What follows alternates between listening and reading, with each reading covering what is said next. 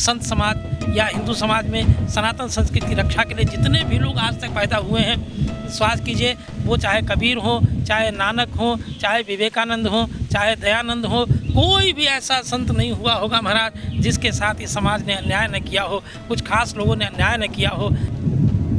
कबीर की तो लाश तक नहीं मिली, दयानंद को शीशा पिला दिया गया दूध में मिला के, बेचारे बेमौत मर गए। आदमी सज्जनों, कहीं ना कहीं आसाराम बापू ने भी अपने मन को समझाया था कि इस देश में कोई गरीब नहीं रहेगा, कोई दुखी नहीं रहेगा, किसी के साथ अन्याय नहीं होगा।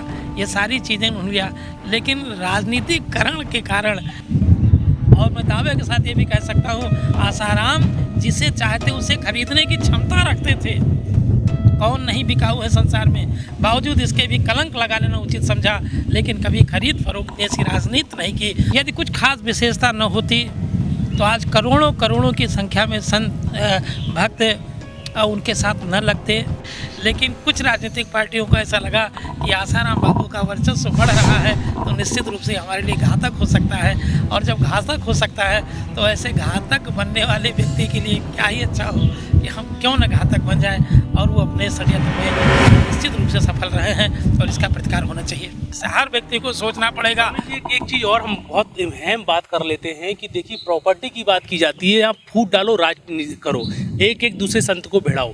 अच्छा, जैसे आपके सामने एक आप यहाँ पर गांव में रहते हैं, आप जिस तरीके से आपकी प्रतिष्ठा है, यहाँ पर आपका एक छोटा आश्रम है और बड़े बड़े पेड़ हैं, तो आप कम प्रॉपर्टी में सुखी हैं। तो जो सेवा कार्य है आपका गाँव के लोगों में और दूर दूर तक आपका फैल रहा है। फिर एक आप ही ऐसा एक संत जो एक बड़े पैमाने पे काम करना चाहता है, उसके पास कुछ प्रॉपर्टी आ गई, वो धन आ गया, तो धन उसने बड़े पैमाने पे कई समाज सेवा में खर्च किया। आज उसी को लड़ाने के लिए ये देखो संत, इसके पास करोड़ों की प्रॉपर्टी है, तो छोटे संत को वहाँ क्लू किया जाता है। वो छोटा संत थोड़ा भड़कता है कि बात तो सही है, उसके पास ज़्यादा प्रॉपर्टी, ऐसा नहीं होना चाहिए। वहीं एक आकलन देख लेते हैं, पॉप का नाम आपने सुना होगा।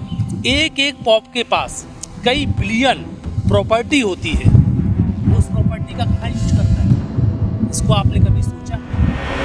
जो संत अपने तपस्या के बलबूते पर कुछ धनार्जन किया, उस धनार्जन के माध्यम से ये शुद्ध रूप से समाज की सेवा करते हैं, लोग इसे देख नहीं पाते। वहीं ईसाई के प्रचारक, वहीं इस्लाम के प्रचारक गरीब जनता के बीच में जाके उनको धन देके चिकित्सा के नाम पे, शिक्षा के नाम पे, सेवा के नाम पे, नौकरी देने के नाम पे तरह तरह से धर्मांतरण का बहुत बड़ा काम कर रहे हैं। यह देश के लिए किसी प्रकार से उचित नहीं कहा जा सकता है। मैं अयोध्या में भी देख रहा हूँ कि तमाम ऐसे लोग हैं जो कहीं ना कहीं किसी कारण से अगर पिछड़ गए हैं, तो वहाँ मुस्लिम समाज के लोग जाके उस निर्धन संत से, अकिंचन संत से, गरीब संत से कहता है, इस तरह से घुट घुट के मरने से अच्छा है कि तुम अपनी ज़मीन किसी मुसलमान के हाथ बेच दो और आराम से राज करो। आदरणीय सज्जनों, इस चैनल के माध्यम से बताना चाहूँगा कि आज अगर कोई गरीब संत, कोई अशिक्षित संत, कोई निर्धन संत है तो संत निकला भगवान के लिए, निकला समाज के लिए, निकला लोक कल्याण के लिए, आज यदि उसके साथ अत्याचार हो रहा है तो ये अत्याचारी तुम्हें भी नहीं बख्शेंगे, इसे कोई रोक नहीं सकता है। इसलिए अब ये नाटक बंद होना चाहिए, ये खेल बंद होना चाहिए। कहीं कहीं संत मार डाले जा रहे हैं, कहीं कहीं संत जेल में डाल दिए जा रहे हैं, कहीं कहीं संतों का वो अपमान हो रहा है। आज स्थिति यहाँ आ गई है कि संत चाहे बस में चले, चाहे ट्रेन में चले, कहीं भी चले, एक प्रणाम तक जो व्यक्ति इसी समाज के विश्व कल्याण के लिए सब कुछ करने को तैयार है, उसने अपना संपूर्ण जीवन समर्पित कर दिया है। वह संत जब बसों में, ट्रेनों में जाता है, चौराहों पर जाता है, कहीं जाता है, तो नाना प्रकार से उसकी उपेक्षा की जाती है। आखिर ये तमाम संगठन के लोग जो ये नारा लगाते हैं कि हिंदुओं के साथ हम कहीं भी कोई अपमान अगर होता है तो उस अपमान को हम बर्दाश्त नहीं करेंगे, और ये सब कुछ अपने आंखों के सामने होता हुआ देख रहा है। तो अगर संतों का सम्मान नहीं होगा, और जो भी संत निरीह रूप से कहीं जेल की सलाखों के पीछे डाले गए हैं, एक बार पुनः विचार करने की आवश्यकता है कि आखिर उनके सामने ऐसी स्थिति आई क्यों।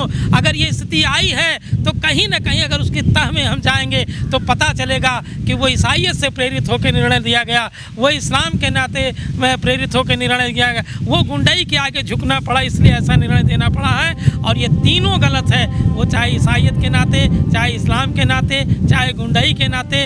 आदरणीय सज्जनों, मैं इस रफ्तार चैनल के माध्यम से संदेश देना चाहूँगा, भारतवर्ष के तमाम हिंदू संगठनों के प्रमुखों से मैं निवेदन करूँगा, एक बार फिर से विचार करके अपने लोगों के बीच में बैठ के और जिन जिन संतों के साथ कहीं से भी अत्याचार हुआ है, अनाचार हुआ है, दुराचार हुआ है, उनको न्याय मिलना चाहिए। सबको इसके लिए कमर पे कसना चाहिए। आवश्यकता हो तो सड़क पे उतर के आंदोलन के लिए भी तैयार होना चाहिए। निश्चित अगर ये संत नहीं रहेंगे तो फिर ये देश नहीं बचेगा, संस्कृति नहीं बचेगी। अगर संस्कृति नहीं बचेगी तो हम आप कोई नहीं बचेंगे। फिर से एक बार इस्लाम का यहाँ राज्य होगा, फिर से एक बार ईसाइयत का राज्य हो सकता है। हालांकि ये संभव नहीं है, लेकिन अगर हम नहीं चेते, नहीं होश में आए, नहीं संभले और नहीं संतों को न्याय दिलाने के लिए आगे बढ़े तो शायद हो सकता है ये स्थिति आ जाए। सबको संभलना होगा। जी बहुत बहुत धन्यवाद, आपने अपना कीमती समय दिया। ये बड़े ही बुलंद आवाज़ें हैं, बड़े ही बुलंद संघर्ष हैं जो आज समाज को इन तमाम बातों को देखना चाहिए। ज़मीनी लेवल में हमको क्या क्या प्रयास करने पड़ेंगे। दोस्तों, ये सच्चाई हम आगे आपको इसी प्रकार पहुंचाते रहेंगे। स्वामी जी, आपने अपना कीमती समय दिया, बहुत बहुत धन्यवाद।